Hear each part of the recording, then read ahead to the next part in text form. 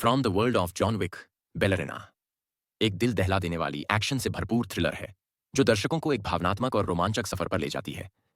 यह कहानी शुरू होती है एक रहस्यमयी अस्पताल के दृश्य से, जहां ईव मैक्रो खून से सनी हाथ में एक घूमती हुई बेलेरिना टॉय पकड़े हुए दिखाई देती है। एक ऐसी छवि जो दर्शकों के मन में सस्पेंस और उत्सुकता जगा देती है। इसके बाद फ्लैशबैक में हमें ईव की जिंदगी की एक झलक मिलती है, जहां वह अपने पिता जेवियर के साथ एक शांतिपूर्ण और खुशहाल जीवन जी रही होती है। लेकिन यह शांति तब टूट जाती है जब अचानक हथियारबंद हमलावर जेवियर की जान लेने के लिए उनके घर में घुस आते हैं। जेवियर एक कुशल योद्धा की तरह ईव को छिपाकर उन हमलावरों का सामना करता है और उन्हें मार गिराता है। तभी कहानी में एक नया मोड़ आता है। जेवियर को बताता है कि उसकी पत्नी ईव की मां उनके खूंखार कल्ट का हिस्सा थी और जेवियर, जो एक दुश्मन संगठन का हिस्सा था, ने उसे वहां से भगा लिया था। चांसलर का दावा है कि जेवियर की इस हरकत की वजह से उसकी पत्नी की मौत हुई। वह जेवियर को एक क्रूर अल्टीमेटम देता है, या तो वह खुदकुशी कर ले ताकि ईव को बख्श दिया जाए, या फिर वह चांसलर को मार दे, जिसका मतलब होगा जेवियर एंड ईव दोनों की मौत। जेवियर अपनी बेटी को बचाने के लिए बंदूक खुद पर तान लेता है, लेकिन तभी ईव की पुकार उसे रोक देती है। इस भावनात्मक क्षण में जेवियर उन हमलावरों को मार गिराता है जो ईव की ओर बढ़ रहे होते हैं, लेकिन इस प्रक्रिया में वह खुद गंभीर रूप से घायल हो जाता है। जेवियर किसी तरह ईव को लेकर घर से भागता है, लेकिन एक विनाशकारी धमाका उनके पीछे होता है, जिसमें चांसलर को छोड़कर बाकी सभी हमलावर मारे जाते हैं। गंभीर चोटों के कारण जेवियर अपनी बेटी के सामने दम तोड़ देता है, जिससे ईव का दिल टूट जाता है। अगले दृश्य में हम फिर से अस्पताल में पहुंचते हैं, जहां विंस्टन स्कॉट, एक रहस्यमयी और प्रभावशाली व्यक्तित्व, ईव से मिलता है। वह जेवियर की मौत पर संवेदना व्यक्त करता है और उसे एक प्रस्ताव देता है। वह अपने पिता की गुप्त फैमिली रस्का रोमा में शामिल हो सकती है। टूटी हुई लेकिन बदले की आग से भरी ईव इस प्रस्ताव को स्वीकार कर लेती है। विंस्टन उसे रस्का रोमा के गुप्त मुख्यालय में ले जाता है, जहां वह डायरेक्टर से मिलती है, एक सख्त और रहस्यमयी महिला जो इस संगठन की कमान संभालती है। वहां ईव की मुलाकात नगी से होती है, जो उसे एक का मोरा की रहस्यमयी अवधारणा से परिचित कराती है। यह एक ऐसी पौराणिक मान्यता है जिसमें आत्माएं अपने मेजबान के लिए वरदान या अभिशाप बन सकती हैं। यह इस बात पर निर्भर करता है कि वे किसके अंदर समा रही हैं। अगले 12 सालों तक ईव रस्का रोमा के कठोर प्रशिक्षण में डूब जाती है। वह न केवल एक निपुण बैलरीना बनने की ट्रेनिंग लेती है, बल्कि नगी के मार्गदर्शन में घातक युद्ध कला और बंदूकबाजी में भी महारत हासिल करती है। उसका प्रशिक्षण इतना कठिन होता है कि उसके पैरों से खून रिसने लगता है, लेकिन उसकी जिद और जुनून उसे हर बार बेहतर बनने के लिए प्रेरित करता है। धीरे धीरे वह एक अजेय और घातक हथियारी बन जाती है। ईव के जीवन में दोस्ती की कमी रहती है, सिवाय एक लड़की टाटियाना के, जो उसकी एकमात्र सहेली बनती है। लेकिन एक दिन जब टाटियाना का सामान गायब हो जाता है, तो ईव को डायरेक्टर से पता चलता है कि टाटियाना को रस्का रोमा ने बाहर कर दिया, क्योंकि वह उनके मानकों पर खरी नहीं उतरी। यह घटना ईव के मन में एक और सवाल पैदा करती है। तभी जॉन विक की धमाकेदार एंट्री होती है, जो डायरेक्टर से मदद मांगने आता है। ईव जॉन की निडरता और स्वतंत्रता से प्रभावित होकर उससे पूछती है कि वह फील्ड में कैसे उतर सकती है। जॉन का जवाब सशक्त और प्रेरणादायक है। वह कहता है कि ईव को अपने रास्ते का फैसला खुद करना होगा, चाहे वह इस खतरनाक दुनिया को छोड़ दे या जॉन की तरह योद्धा बन जाए।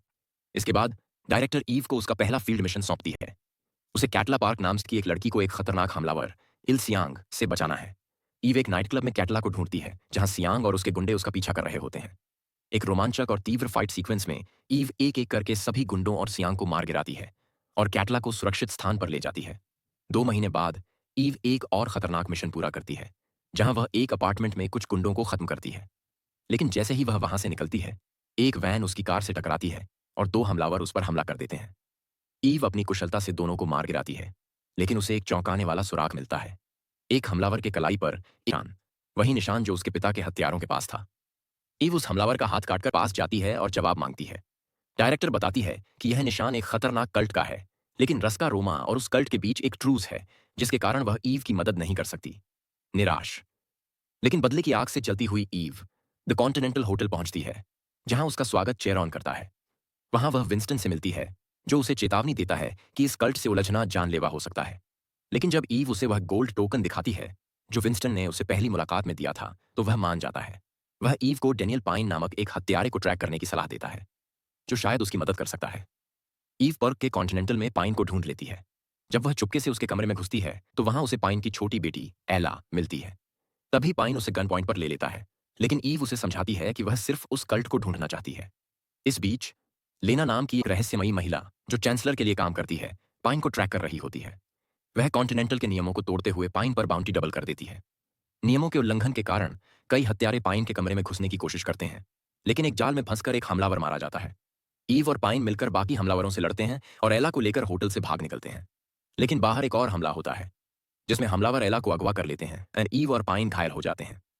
जब ईव की आंखें खुलती हैं तो वह खुद को कल्ट के 2 सदस्यों के सामने बंधी हुई पाती है। चूंकि उसने कॉन्टिनेंटल के नियम नहीं तोड़े, उसे जिंदा छोड़ दिया जाता है, लेकिन बाकी को मार दिया जाता है। होटल का मालिक उसे चेकआउट करने का आदेश देता है। रस्का रोमा उसे एक जेल सेल में ले जाता है, जहां उसकी मुलाकात पैट्रा नाम की एक और कैप्टिव हत्यारी से होती है। पैट्रा ईव को चेतावनी देती है कि वह उसका भविष्य हो सकती है।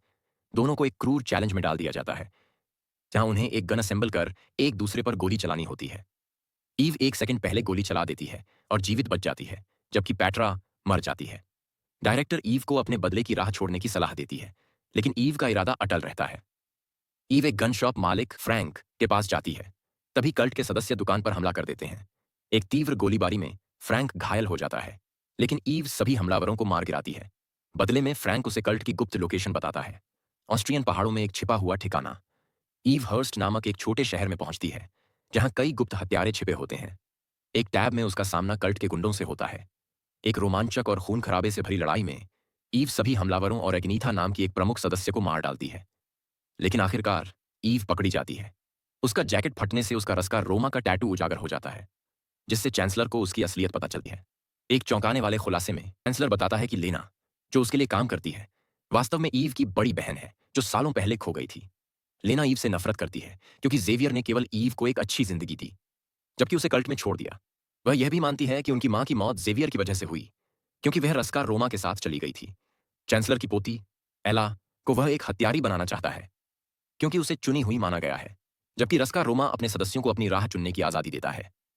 चांसलर दोनों बहनों को मारने का आदेश देता है। तभी एक भयंकर हमला होता है, जिसमें लेना मारी जाती है, लेकिन ईव जीवित बच जाती है। चांसलर डायरेक्टर को धमकी देता है कि अगर ईव को रात 12 बजे तक नहीं रोका गया तो रस्का रोमा और कल्ट के बीच युद्ध छिड़ जाएगा। दूसरी ओर ईव अपने हथियार तैयार करती है।